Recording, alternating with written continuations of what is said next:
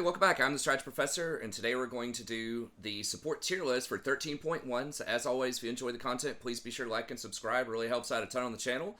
Be sure to check out the rest of the content as well. I am going to be doing some more tier lists on this patch, and I'm going to be consistent again and get back to doing tier lists for every patch. I'm probably going to do a breakdown maybe tomorrow or the next day of some things upcoming in the next patch. And then they also released something about nerfing a lot of the fighter items, which we'll talk about the problem with the meta here in just a second once we get into this. But it looks like they are going to be nerfing some of those things. I'm not sure if it's the next patch 13.2 or if it's going to be after that. But just check out all the new content. I know I haven't been great about posting recently, but I am going to get back to consistency and try to give you guys multiple videos per week. Okay, so let's go ahead and get in here. So speaking of the meta, overall, it's been a pretty disappointing meta. I've played all throughout the preseason, and I've done pretty well statistically on Recon. I think I was like upper 50s win rate, but I did not win on anything else. And I mean, that's kind of a me thing. But at the same time, if we look at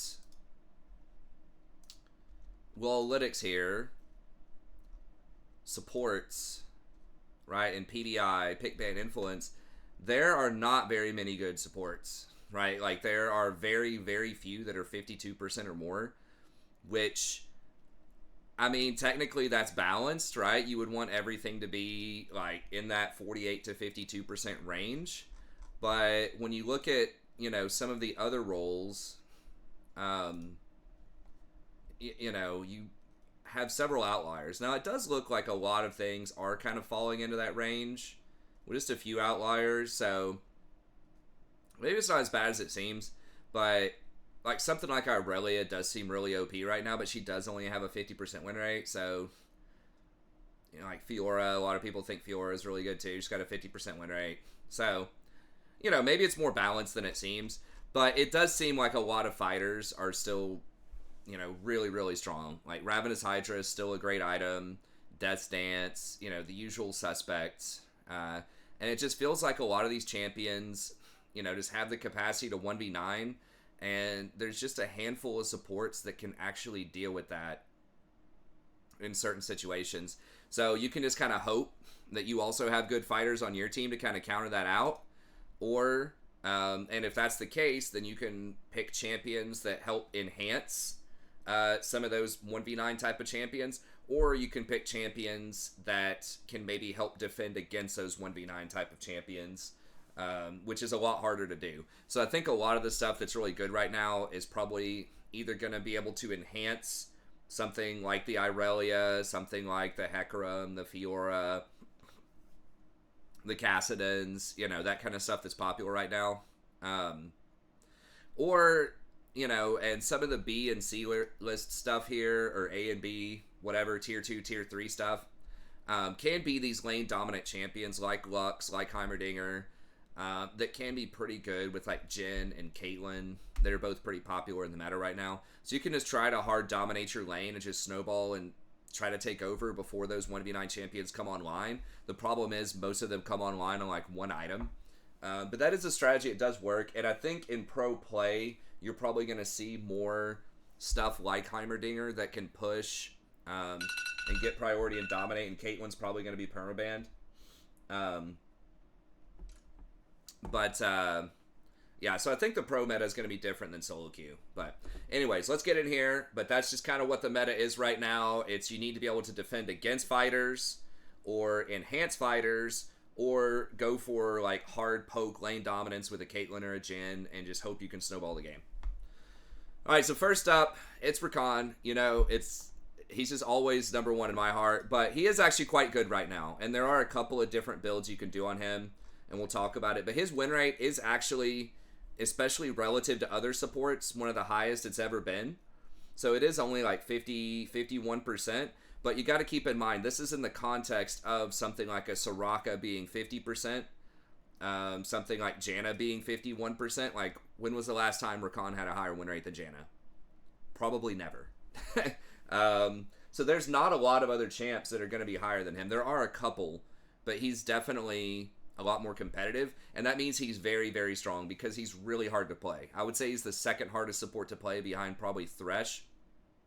And so if you're seeing his average win rate be above average at 51%, that means that a good player on him is going to be much, much higher than that.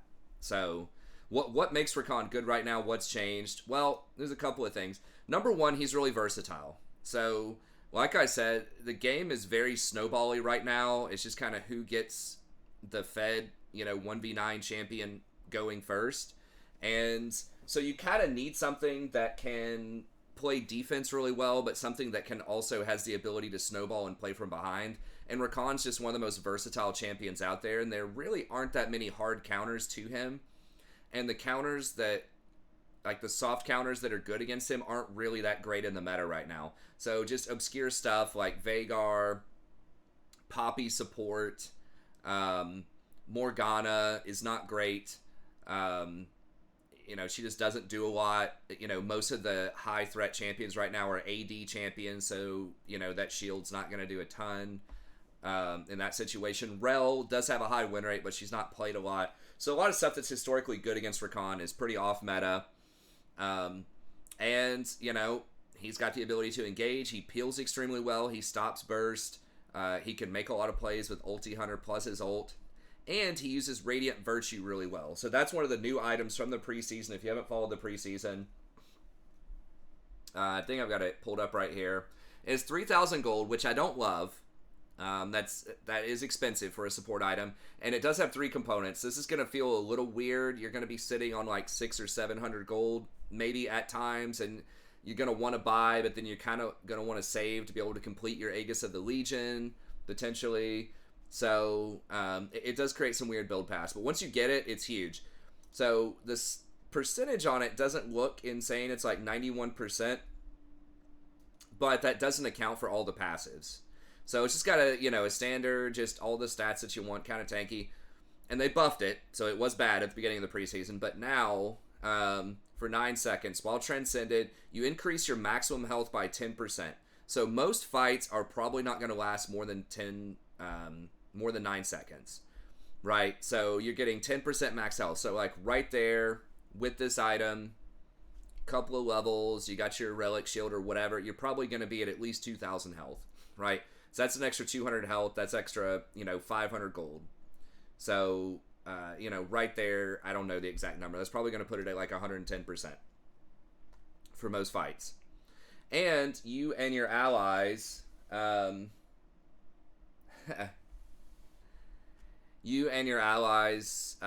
gain 20 ability haste for that duration, and you heal for 2% of your maximum health instantly, and everyone around you heals for 2% instantly, and then 3% thereafter. So that's basically an additional 8% max health for everybody, and they all get ability haste. 20 ability haste is something like 400 something, maybe like 450 gold each.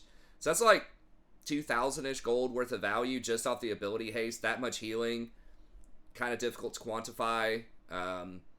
But, if on average people have 2,000 health and you're healing them for 8%, that's what, like 160, which is going to be like 400-ish gold. So you're looking at, if you have a 5v5 team fight, 2,000 gold worth of ability haste and something like 2,500 gold worth of extra health that they're getting. And you get extra, up to 100% extra, so it could be up to a maximum of 16% maximum health whenever you activate this. So, a lot of that is conditional, but the bottom line is you're getting thousands and thousands of gold worth of value off of this item every time you activate it. And it works really well on Rakan because you want that tankiness when you go in, if you can afford it, if you can get away with it, because that's Rakan's biggest weakness, is he just gets blown up. So this gives him that little bit of extra, well, quite a lot, actually, of extra survivability, gives him that team fight power, and he obviously likes the ability haste a lot, because the way that you sequence with Rakan a lot of the time is you'll R, and then you'll run in, and then you'll do your other stuff. You'll R, and then you'll E, and then you'll W, that kind of stuff. So you get a lot of value out of the ability haste, and he has long cooldowns to begin with. Even like maxed out, his shield and his W are both 12 seconds, I believe. So he really likes ability haste. So yeah, it's just a really good fit for Recon. The timing is a little rough. You got to wait an extra 5 minutes to complete this item typically, than you would something like Australia's. But that is an option that makes you tankier and arguably adds the most amount of value to a team fight of any item that's available right now. I mean, something like Ardent Sensor still offers quite a bit of value, but it doesn't have the tankiness on it. That's the thing, is this gives you that tankiness. That's really good. You also get 100 bonus health for each extra mythic item that you have, which obviously scales with the 10% maximum health that you get here, as well as the healing that you get. So it just kind of synergizes really well with this kit. And the fact that most people are going Relic Shield also synergizes super well with this kit. So it just fits like a glove, and that opens up another option. Is Magi? Oh my god, come on.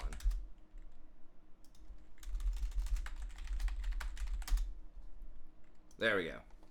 Spelling it wrong. But the Magi's. So this is something that historically is troll on a lot of champions, but there have been some high-level people that at least get the ring. But with this build,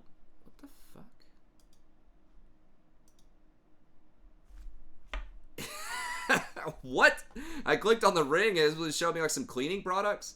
But anyways, you get this item. I don't think it's telling us its efficiency, which is sort of weird. But it is efficient by itself. It's 350 gold, so 15 ability power is like, I think that's about 300 gold, and then 40 health is something like 90 gold. So it's over 100% efficient by itself. Oh, there it is. Yeah, it's 123% efficient by itself. So by itself, it's really good. So you can just buy it early, just see how it's going. If you're getting curb stomped, you don't have to go further. But if you get the full Magi's, and remember, this also counts as a completed legendary item, so that will give you the extra mythic bonus as well. So when you complete this and you've got Radiant Virtue, then you're going to get another 100 health off of it, and you only need 6 stacks for this to be cost efficient. So if you have 6 stacks, then this is worth it. Now, fully stacked out, it's like 4,000 something gold efficiency. And that's not including the movement. Well, no, it does include the movement speed. But this is a really, really good combo on Recon if you go for that Radiant Virtue, because it gives you a lot of extra survivability, a lot of utility for your team. It's a little bit more expensive, so you may not be able to afford, a traditional item in time to influence the game in a significant way, right? So you may not be able to get your traditional Knight's Vow or Zeke's or whatever because you just spent 3,000 on Virtue instead of 2,500 on Australia's. This kind of balances it out. If you get this for 1,600, then you're saving, whatever the number is, 800 on Knight's Vow. So AP is really, really good on Recon as well. You can't usually get it because you're too squishy if you get AP, but he has very good ratios. His E, I don't know if I have his wiki pulled up, I don't. But his E is something like a 0.8 per application of the shield, 0.8 or 0.7. But it ends up being like a 1.6 or a 1.4 AP ratio, which is obviously really good. The W is something like a 0.8. His passive is like a 0.9. The Q is like a 0.7. Because every time they nerf Recon or they feel like they need to buff him a little bit to counterbalance, they almost always give him an AP ratio boost. A little extra 0.1 on the W, a little extra 0.1 on the passive, which doesn't really affect pro play because they never get AP. And that's where Recon is kind of most dangerous historically, is in pro play. But now that you can get Radiant Virtue, then it's not as dicey to get the Magi's early, and there's not that high of an opportunity cost, right? You can just start off with the ring, and then, if it's not working out, then you can just hold on to the ring until later, even sell it later if you have to, and it's not that big of a deal. But, even if you get the stacks knocked off, it just takes 1 or 2 team fights, and then you can very easily get back to 6 stacks, which is cost efficient. And all you need is 10 stacks to get that 10% movement speed, which is obviously super, super good on Recon. So it's just kind of got everything that he wants. You do need to be able to play safer, but Recon is one of the safest supports in the game. He has a ton of mobility, and Radiant gives him that survivability. just in case you get caught every now and then. So I've been really digging that combo in the preseason, just Radiant plus Mage Eyes. You can get into some mana problems with that, so you got to be a little careful, as you're not going to have the mana regen off Shirelia's. But Shirelia's is still pretty good. You know, obviously the movement speed is great. It doesn't have any armor or magic resist on it, though, and it has 100 less health, and it doesn't give you bonus health. The bonus health is better than 5 ability haste by quite a large margin. 100 bonus health is like, you know, almost 270 gold worth of value, and 5 ability haste is like 110 gold worth of value. So, anyways, this has a nicer build path, and the mana regen is good in lane. Getting a book is nice to snowball in lane, but you can get the ring in order to snowball in lane, and then turn it into Mage Eyes if you're really snowballing. So try it out. If you haven't tried it, if you can play relatively safe, if you can keep it to like 3 deaths or less in a game, I highly recommend that. And if you're concerned, you know, if they have a lot of CC, Rakan's really good with Merc Treads too. I know Ionians is kind of the best, but Mercury Treads are also an option. So, anyways, Rakan, still really good. His win rate doesn't look impressive by itself at 51%, but you got to keep in mind what he's at historically. Usually he's under 50%, even when he's hard dominating in a pro meta, he's under 50%. They're usually, these enchanters are like at 53 or 54%, and they're much lower. So he's quite good right now. Okay, Sona's another one who's probably the most conspicuous one that a lot of people talk about, because there are a couple of item upgrades that are potentially pretty good on her. Let me pull her up real quick. So they buffed Seraphs and they buffed Rod of the Ages. So I've got both of them here that we can pull up. Now they did also nerf Sona, and I forgot actually exactly what that nerf was. I think they nerfed like the scaling on her Q or something. Let me just see that real quick. They did nerf something about her before, but these item buffs, yeah, here we go. How long ago was that? 12/19. Okay, so the base damage was nerfed by 10. So that's not a huge deal. I think most people are maxing W now, so I would get like maybe 2 points in Q if you're safely able to poke in lane and then max your W. They obviously nerfed W in the past as well. That's quite a bit. 25 or 20, that doesn't sound like a lot, but when you can spam this all the time and you're affecting at least 3 people in most team fights, yourself and 2 other people, that definitely can add up. But she's still very easy to execute on, at least in terms of poke, and is using her abilities. The challenge is positioning so you don't get caught and die, because she doesn't have any dashes. Her mobility's okay with the E, but that's the problem with a lot of these champions. And I know I'm just kind of, you know, you could look at it several ways. Like, I do play Rakan a lot, so maybe I develop quote-unquote bad habits by trying to get deep vision or, you know, trying to save people that I really shouldn't save. But Rakan can do that and get away with it. That's like the Rakan privilege, because he's such a powerful champion. If you can play him correctly, is he can get out of almost anything. It just always feels like you can do it with Rakan, right? You can always, if you just did it a little bit better, just executed better, you could have escaped, you could have saved that person, you could have killed that person. Whatever it is, it just feels like Rakan is a Swiss Army knife and he can make it happen. But when you play something like Sona, if you try to go out, you know, by yourself and ward in solo queue, or you try to walk up and save somebody who's doing something dumb, and then you get, you know, surrounded or hit by a piece of CC or something, then you're dead. Like, there's no escape. Or you're pushed up, you know, your ADC is just trying to get that last plate before they back, and then you get flanked by the jungler. If you're Rakan, you can probably get out of that. Your ADC is going to die, probably, but you're not going to die. And that's really important. I think people really underestimate just how much deaths matter. Like, sometimes people think, oh, it's the support, who cares if I die? It matters. First of all, you're giving them gold. Second of all, you're off the map, which means your wards are going to go down. And if your wards are down before you replace them, it gets even more dangerous to replace them, and you're at higher risk of dying again. You're not there to defend towers. You're not there getting experience in lanes. You're not there trying to gank or put pressure on other lanes. You're not there to defend objectives. Dragon, Baron, towers, all that stuff. So there's just bad things happen when you die. Dying is not good. So Sona definitely can die a lot easier than Rakan, and that's why I have her a little bit lower. Most tier lists are going to have her higher. But that's just how I feel about it. Is you could say, well, I'm just spoiled by Rakan, and I would say, well, Rakan can do that.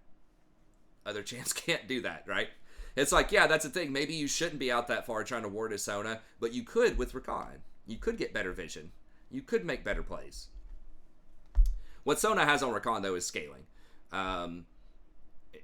She's just going to win by default if she gets to like 2 or 3 items in a team fight. If she goes unchecked, she's just really, really good. With a lot of these beefy champions I was talking about, the Death's Dance, the Ravenous Hydra, those people, the Irelias, the Aatroxes, all that. She's very good with that, because if she can heal and shield them long enough to land more hits, or to get a kill, get their resets, get the Triumph procs, get some more lifesteal, all that. If you just keep them up, they're going to take over, and it's just like an engine.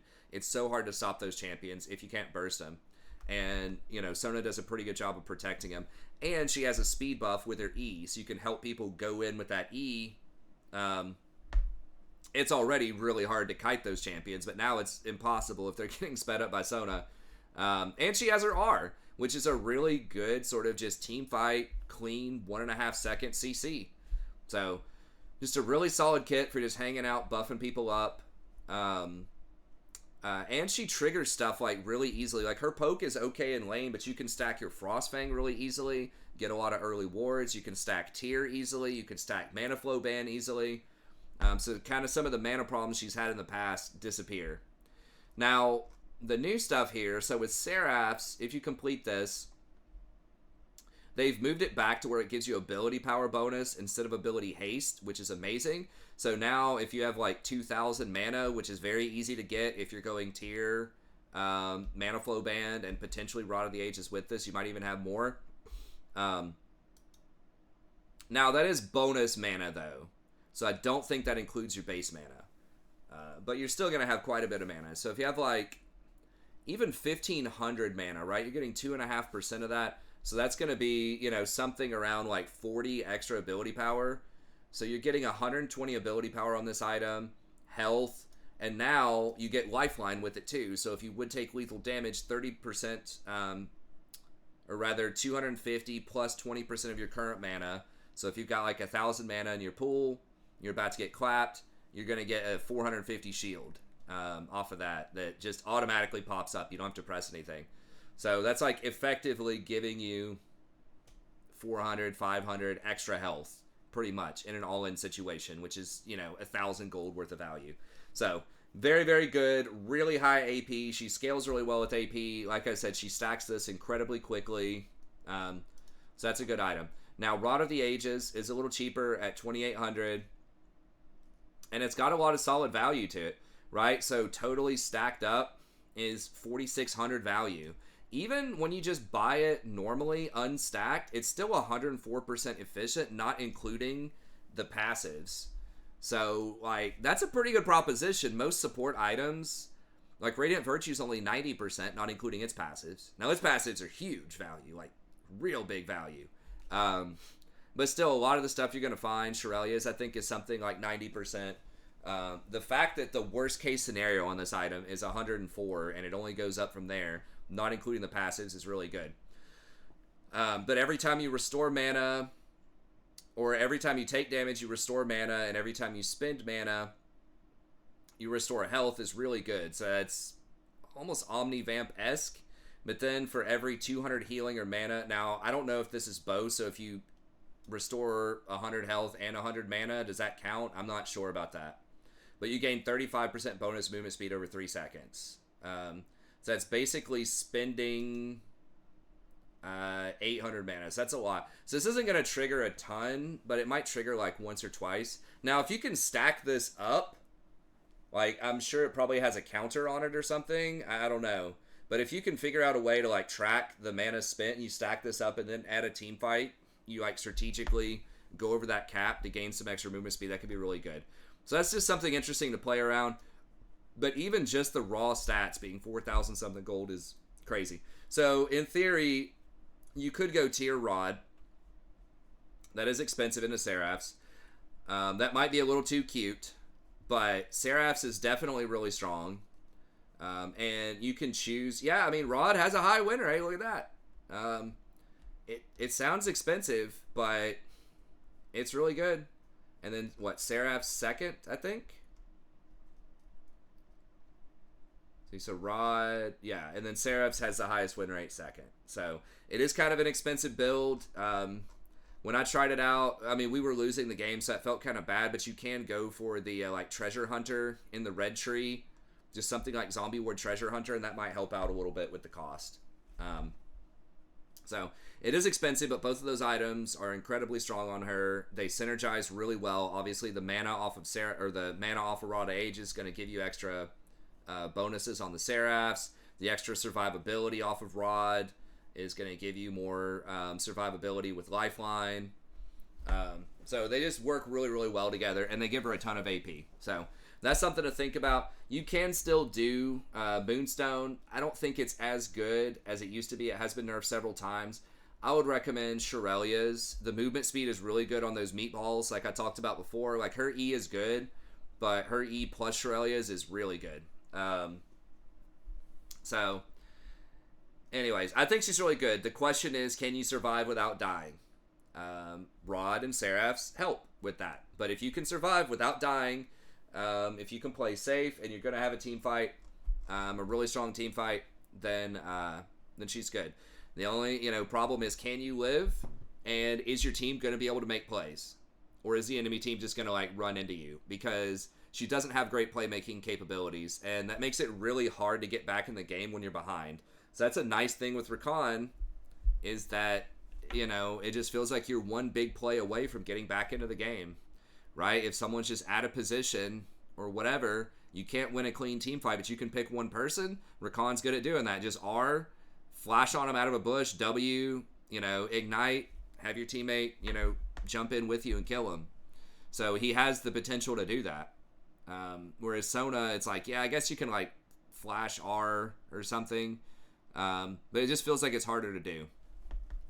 So you're kind of leaving your destiny in your teammates' hands. You're enhancing them, but you're kind of putting it on them to make the decision on when to make these plays and to make something happen, which I'm not comfortable with. After playing so much for Khan, I'm like, why the hell is this guy not going on this? This is a great chance. Go, Hecarim. What are you doing just standing here, right? So sometimes if you just want the action to happen, it can be a little frustrating to play an enchanter like Sona, but she does feel really, really strong if you get going, and if your team has any sort of brain. She's great. Okay, and then Janna, it's just kind of an honorary mention. Janna's just like always good. She's almost always S or A tier. She can protect a lot of your backline, so if you do have a really powerful, ADC, she's great. She doesn't do as well running forward into teams. So, if you do have that Aatrox or the Irelia and you're trying to run forward into them, or Hecarim, you're trying to run forward into them, she's historically not as great with that. But, her shield is still pretty good. The R is a great reset. Nice thing about her is she can actually ward and rotate and roam and all that stuff in the mid game safely. And that's something that is a lot harder to do with Sona or Soraka. And that's why historically I liked Janna so much before Rakan. I still like Janna, I just don't win on her as much as I do with Rakan. But she's safe. She gets that free movement speed off her W, and most importantly, she has two different disengages. She has her Q, which stops movement, stops those dashes. Then you have your R. It's just like, oh crap, they flashed my Q, now I can R and potentially get away. And she can take Glacial Augment, which works with both her R and her Q. So that's another thing to just kind of gum it up, slow people down, just kind of control the tempo of the fight. So she's still going to be a really strong champion. Her win rate is down a little bit. I think somewhere in the preseason she had been clocking in at 53, 54%. But now she's down to 51. But still, I think a fine choice. Again, Remarkable, even more so than Sona, your destiny is really going to be in your team's hands. If you're ready to cruise, you don't have like any reliable engagements. Yeah, someone's going to say, but you can flash and like R them back into your team. It's like, yeah, you can do that, but you're working really hard for that, and it's really risky to do that. So at least Sona has the R, right? Like you could flash R if you really wanted to. Janna doesn't really have anything. You can flash Tornado, but she is a good glacial user. I don't like Moonstone on her. Again, I think Moonstone's just kind of wimpy right now. You can do it, but yeah, Shirelia's has a slightly higher win rate. I like Shirelia's just because that at least gives your team a little bit more engaged potential, right? That just allows them to get in there with the Hecarim and the Aatrox. It's like you can't really get in there with them, but you can help them get in there. So she's still pretty good, especially if you have some kind of like burst AD on your team, which most of the threats right now are AD because mages are horrible by and large, with a few exceptions. Azir, a couple others, just because of their kit, are still like all right if you're really good on them. But a lot of mages are bad. So that means that most champions are playing AD, and the fact that your shield gives out 50 AD is really good on something like Zed, who's going for an assassination, or Irelia, who's going in for some damage, or Hecarim, who's about to clap somebody. The bonus AD really does add up, and a lot of people forget that Janna has that. So it can actually contribute quite a bit of damage that's not going to show up on the stat sheet. So she's good. Defensive option. Very good at playing like a split push or like a split pick kind of game. She can take... she's just really fast. You can take mobility boots, but she's really fast even with just Ionians. Again, you can run between lanes. You can help support your split pusher with wards, or, sneak out of a bush and double team somebody. You can help defend the enemy split pusher to some extent better than a lot of the other supports who are going to get caught out in transition potentially. So she's just a lot better at playing the map than the other enchanters, but she still has like pretty good enchanter scaling. I would say not as good as Sona, just because her cooldowns are a lot longer, and she just doesn't synergize with those scaling items as well, like the Rod, the Seraphs, all that. But she's just really good at mobility and disengage. Okay, so those are kind of my top tier picks. The next few, a lot of these are kind of situational, but they can be very strong in the right circumstances. So first up, we have Soraka. Really good at lane domination. If they don't have a lot of engage, especially, and if you think the jungler is not going to camp you, Soraka is just so oppressive with a poke lane or against a poke lane, because you just heal through everything. Like, you just can't take small trades against Soraka. It's just not going to work. She's going to heal through it. So I think her items are still the same. Again, I would probably go with Shirelia's. Moonstone on her, though, is really good because her heal is on a low cooldown, and so much of her kit is based on her healing. But she's also very vulnerable, even more vulnerable than Sona. She has, like, no speed ups. All you have is, like, you gotta hit them with a Q, and you get a little bit of speed. So Moonstone does make sense on her. It's about the same win rate as Shirelia's. So this is kind of a toss-up. Shirelia's, if you need to be able to rotate a little bit more, or you want to help your team engage, Hecarim, all that kind of stuff. So if you're kind of ahead, but if you're about even and you think your team's going to do some 5v5 team fights, probably just go Moonstone. I don't think there's anything cute with her kit. It's just kind of classic, like Moonstone into Redemption, or Mikhail's if you need that. So nothing cute. I mean, you could try like a Warmog's third if you want to help protect against all ends, but most champions these days just have a lot of sustained damage and a lot of mobility. That's what's killing people, is like the Irelias, the Aatroxes, the Fioras, that type of stuff. Zed is there, so like something like that might be good against Zed, but you're just not seeing as many like traditional assassins, your Talons, just your all-in one-shot champs. So Warmog and Poke champions are not really like super popular, like your Zerats, your Vel'Kozes. Lux is kind of popular, so it's okay, but yeah, I probably wouldn't get it. I'd probably just go for more scaling. So she's good if you just want to scale up, especially if you don't have anyone else on your team that has a lot of healing, which is very rare right now with the prevalence of Ravenous. But I'll give her a nod just because she can scale really well. She neutralizes a lot of lanes. It's totally possible. I wouldn't argue if someone wanted to put her down in B tier, because a lot of people are going to get anti-healing against popular champions like Aatrox, like Irelia, who are going to get multiple healing items. And that collateral, you're just going to be the collateral damage, right? They might get the anti-healing for them, but it's also going to affect you. So you're just giving them extra value out of the anti-healing. Now, the anti-healing items on a lot of champions do kind of suck, so people don't want to buy them. So for some reason, you are the only person that's a significant threat in terms of healing, then she's a good buy. If you're forcing them, the ADC, to get executioners instead of, complete their Gale Force, that can give you a pretty big edge in lane if your ADC's able to complete their mythic while their ADC is still sitting on components. So she's okay, but it's the same problem as Sona, as you can just get caught out, blown up. And I would say she's even squishier than Sona because she's not going to be able to comfortably get something like Rod or Seraphs. Okay. Amumu is just kind of my honorary place here. I'm not personally a big fan of Amumu, but I put him on here just to respect the win rate. He does have a 53% win rate. I don't know, maybe I can try him out again, but that is really high in the current meta.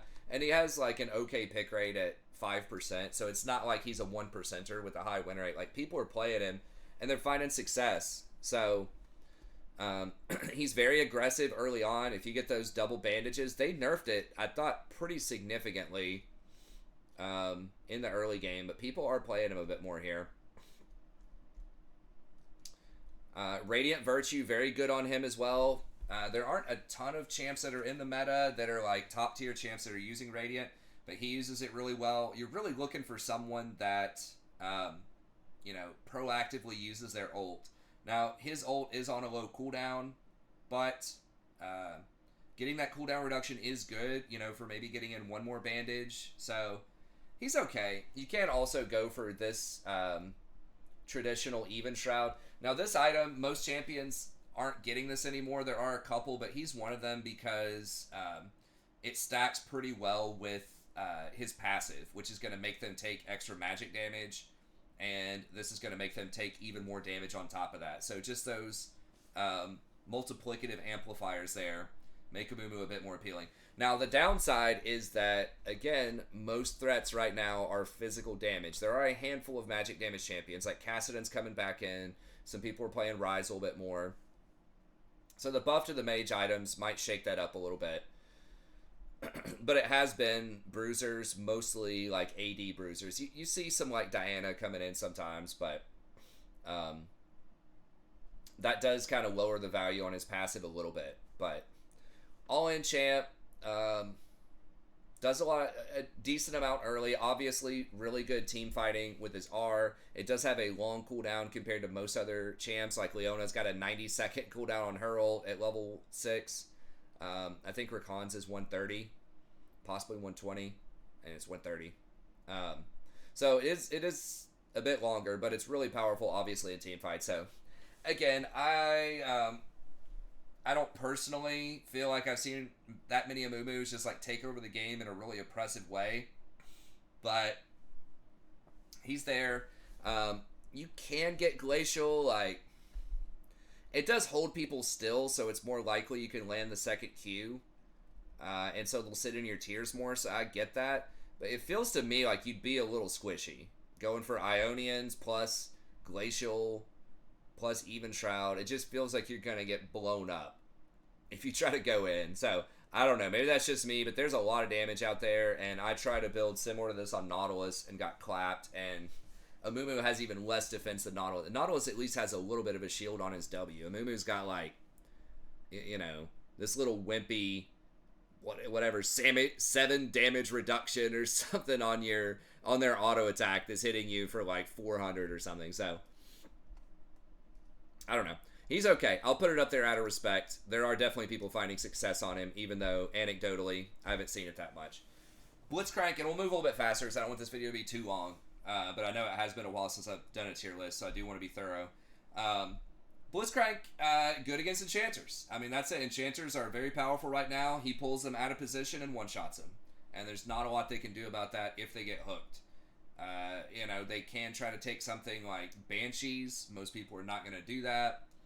But, yeah, very vulnerable against that. Good against things like Shield Bow, potentially, knocking off that shield and then doing your damage. So he does have a lot of burst. Could be an interesting choice with Radiant, because he does have such a low cooldown.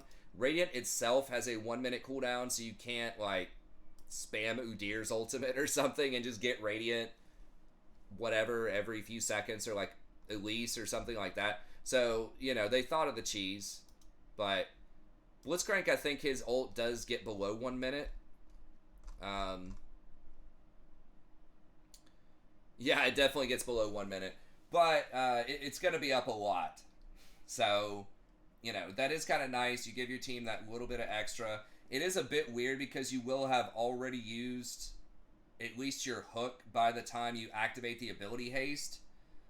So that is something. Remember, Rakan ults first and then goes in with his abilities most of the time.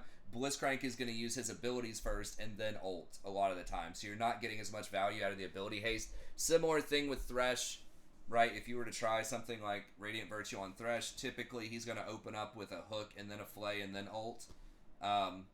So less value off of the... I guess you could ult first and then flay. But less value off the ability haste. So, I don't know.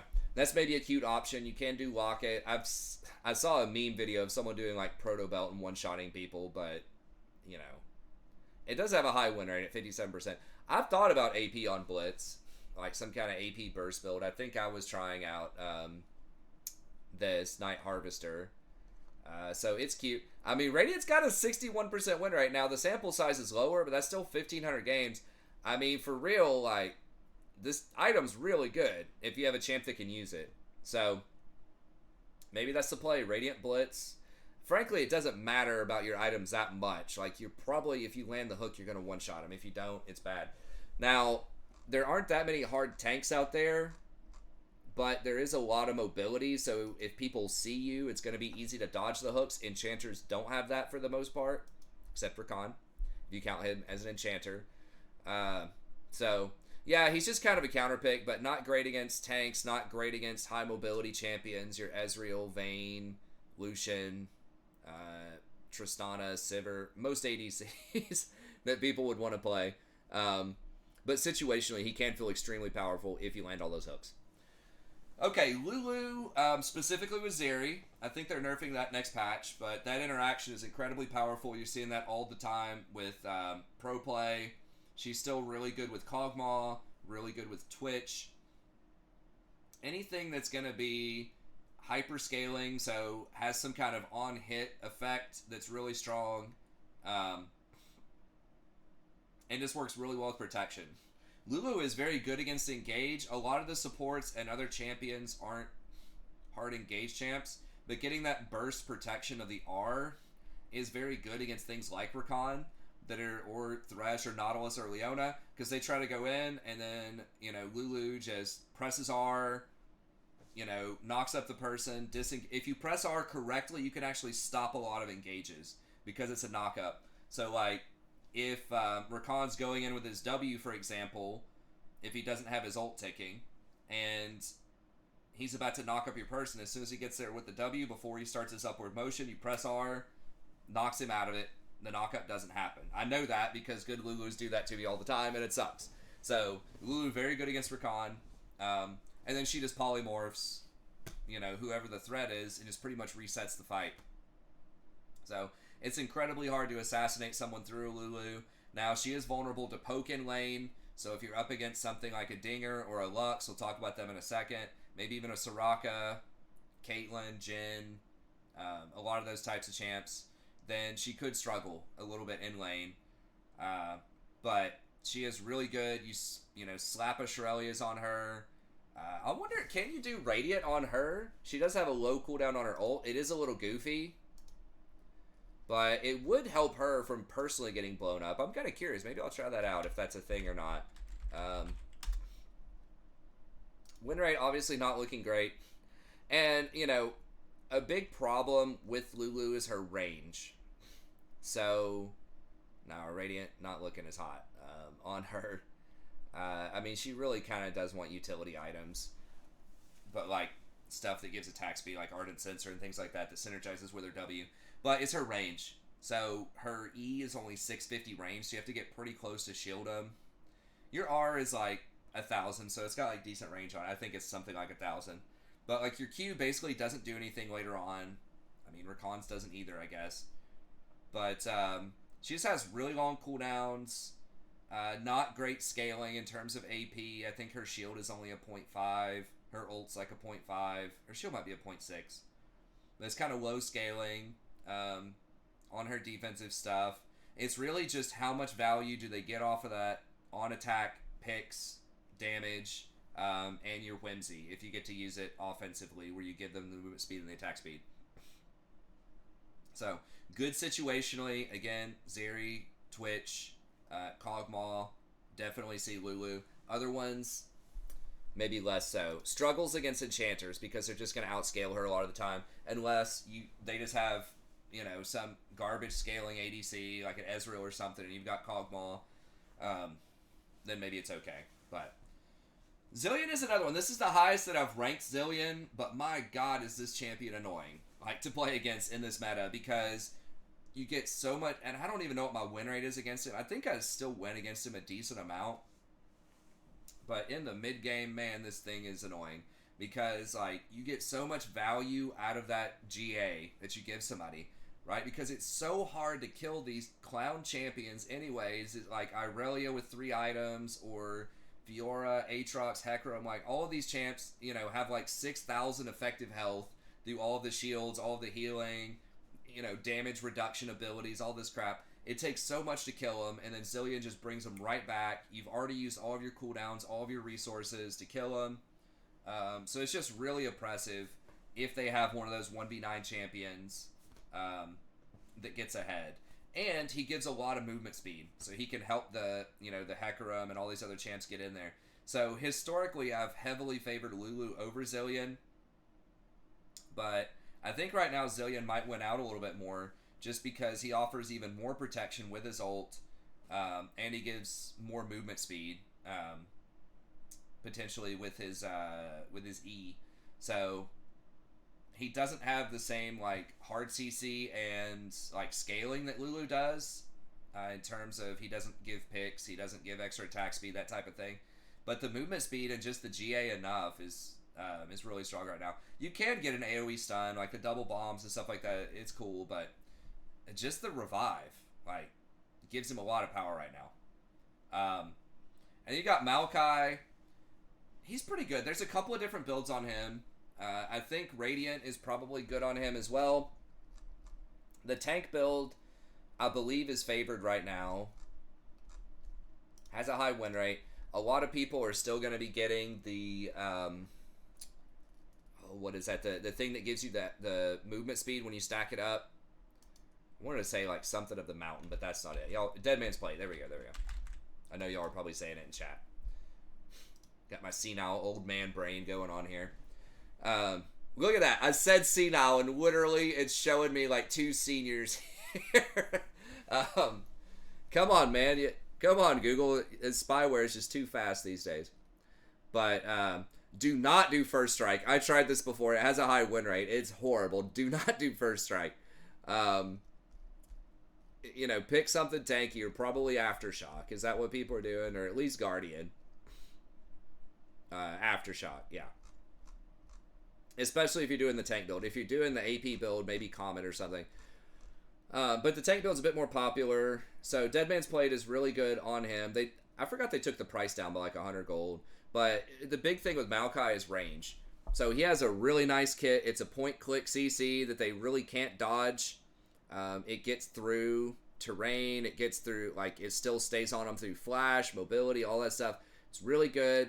His Q is really nice. It's a simple sort of knockback that has a slow, but it is a displacement, so if you time it correctly, it can stop mobility. Like Tristana trying to jump away, you're underneath her, you can just knock her out of that. Zac trying to engage on your AD carry with his E, you can pop him out of that with your Q.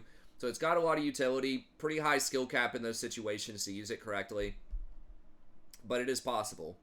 And then, of course, you get a lot of free wards, basically, with your seeds. They did nerf the damage on those a little bit, but even if you don't go any AP and you don't put a lot of points in it, it still gives you, a lot of free vision. So that's really, really nice. And then, of course, your ultimate in a team fight, it's almost impossible to dodge. The enemy team basically has to have a tank, and then everyone just line up behind the tank, in a straight line, and have him soak one of those roots, one of those brambles.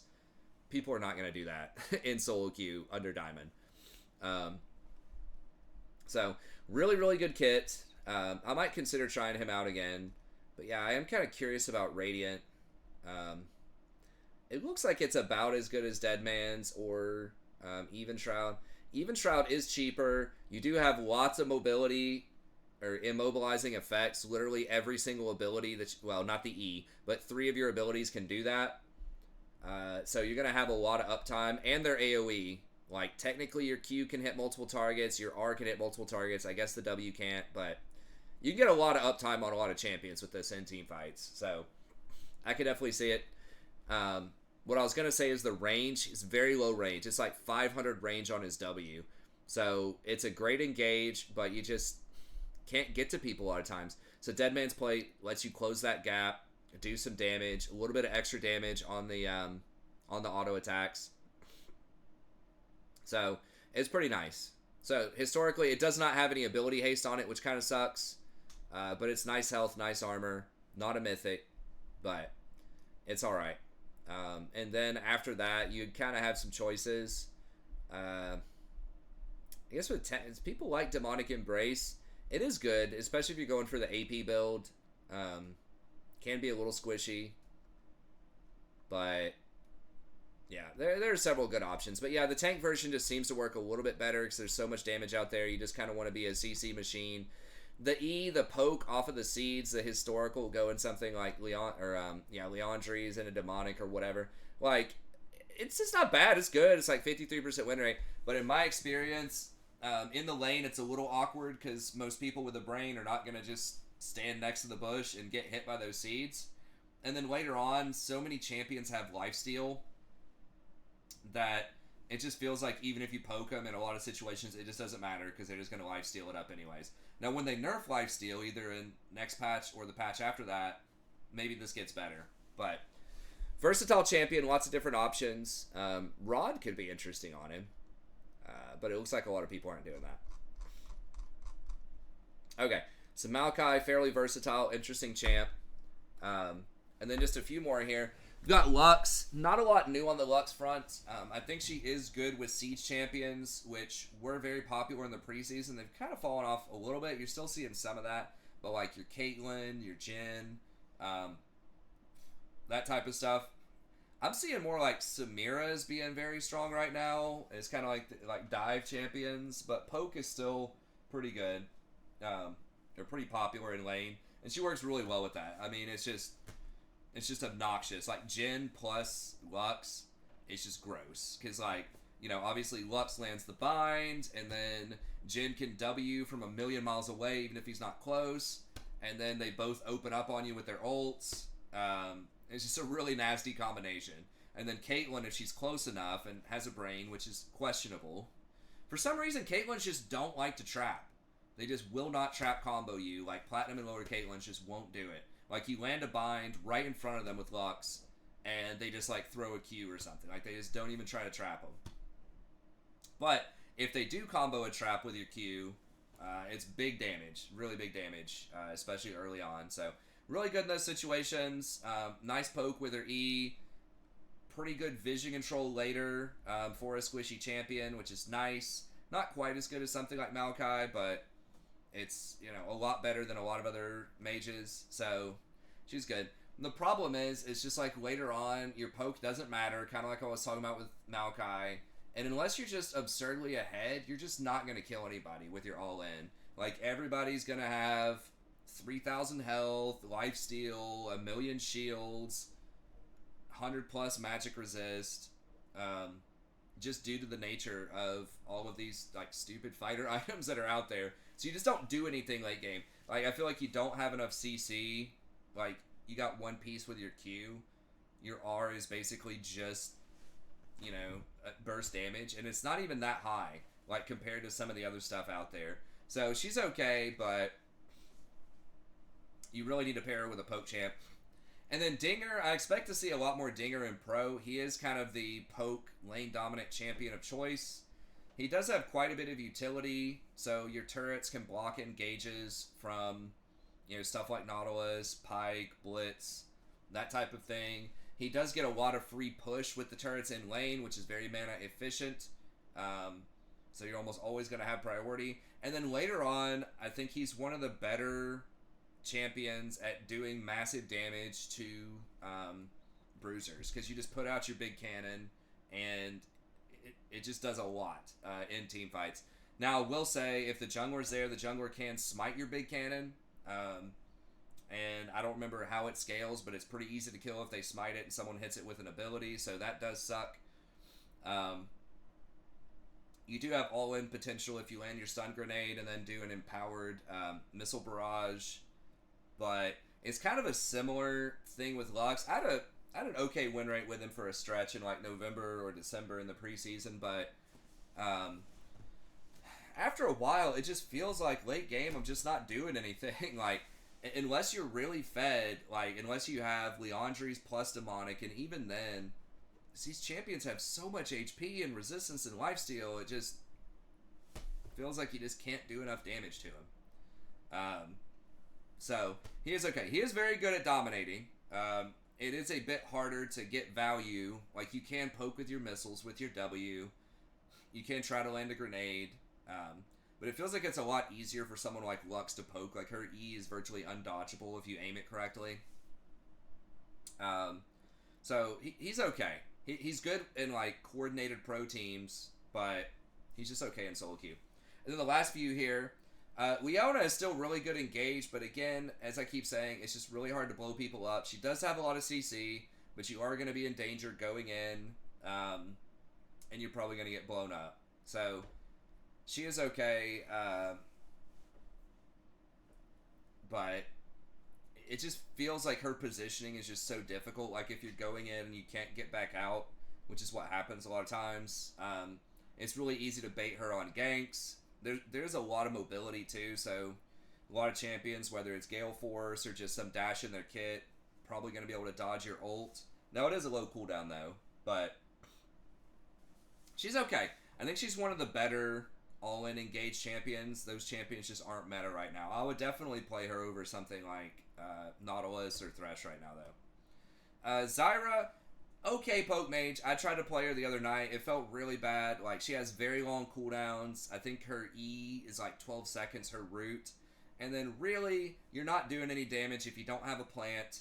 And it feels really bad to level up your plants because you don't get hardly any benefits. It's like no extra damage on the plants or on your spells. It's just cooldown on the plants. So if you land all your stuff with 2 plants, she does a lot of damage. Her R is really good in team fights. You can scout with your plants too, but they start off with like an 18 second, maybe even a 20 second cooldown.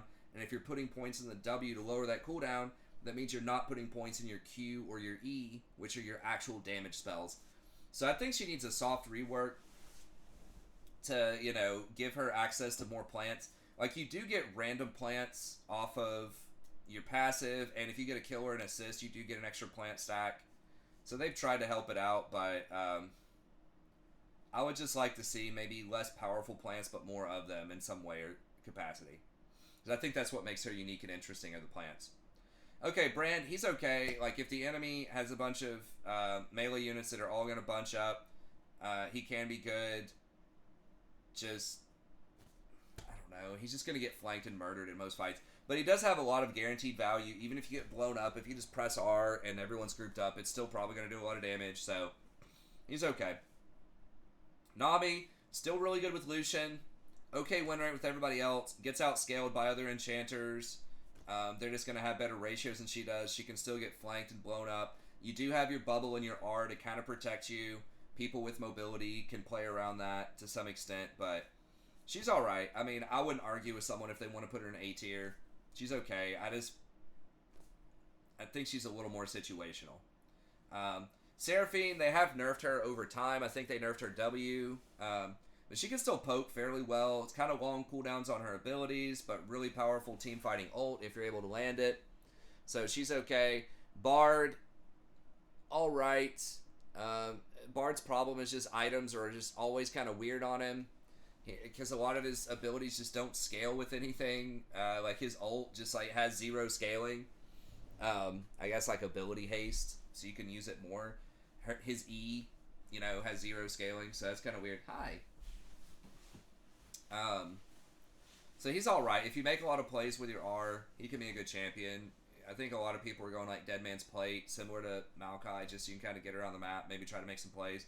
Rel is pretty good right now. I haven't seen a lot of her. She's very good into Recon, good against a lot of engaged champs. but I think she can get peeled pretty easily by stuff like Janna, Sona. So she's okay. I just think these kind of like fairly low damage peeler tanks. Like she does have engage, but it's just like it's not the same as something like a Blitz Hook or an Amumu like Bandage Toss into ult. So she's okay, but not fantastic. Renata, you could put her up higher. You know what? I'll put Renata like up here near Leona. I haven't seen a ton of her, but she does have a nice kit. Like she's got a little engage. Giving people that resurrection can be very strong for similar reasons I talked about with Zillion. And she's good. Maybe I just haven't seen her. I have not played a ton in the last month or so. I haven't played a ton, so maybe she's still out there and still powerful. Again, I wouldn't argue if you wanted to put her in A tier. I just haven't seen a lot of it. Her win rate isn't like super stellar. I think it's still positive, but Nautilus felt bad. Like definitely a step down from Leona. I played both of them in the preseason. He's so squishy and his damage is so low. He just gets annihilated in fights. Leona definitely has a bit more durability, especially with Aftershock. But he's still okay. If you want like a long range hook and ult's gonna guarantee hit him against mobility, he can still be good. And I guess that's about it. Like I said, I don't want this to be too much longer than an hour. Yuumi did get clapped on this patch. Like, she still can be good, I guess, in certain situations, but they definitely took a lot of power off of her Q. But if you still have, you know, a Hecarim or something that's 9-0 and Yuumi attaches, it's still going to be really annoying to deal with. Jhin, I've heard some people talk about that. People talking about Jhin being played in Korea and stuff as support. I haven't seen it. It has a really low sample size in NA. It had a 42% win rate. It's like a few hundred games or something. So, I don't know. Maybe people are doing it wrong. But I've got it down really low until I see, like, more than, you know, one person, like, that's a professional player playing it. So, we'll see how it goes. Anything else notable? Not really. I don't think. Again, it's just like these peeler tanks down there, like the Braum, the Tom. Alistar played against him. We just completely wrecked him. He just doesn't do enough damage. I feel in a lot of situations, just goes in and gets blown up. I mean, I know his ult gives him some survivability, but his cooldowns are just too long. And anyways, that's it. Thank y'all very much. Let me know what you think in the comments. Are there any new cool builds or cool champions that have been working for you guys that you've seen other people playing? I'm happy to talk about them on stream. And come on, check out the stream sometime. Lately, we've been starting around midnight, but we might end up starting a bit earlier. So I would like to maybe get down to 9 or 10 start time and then go till about midnight. But anyways, that's it. Thanks. Have a good day, and I'll see you next time.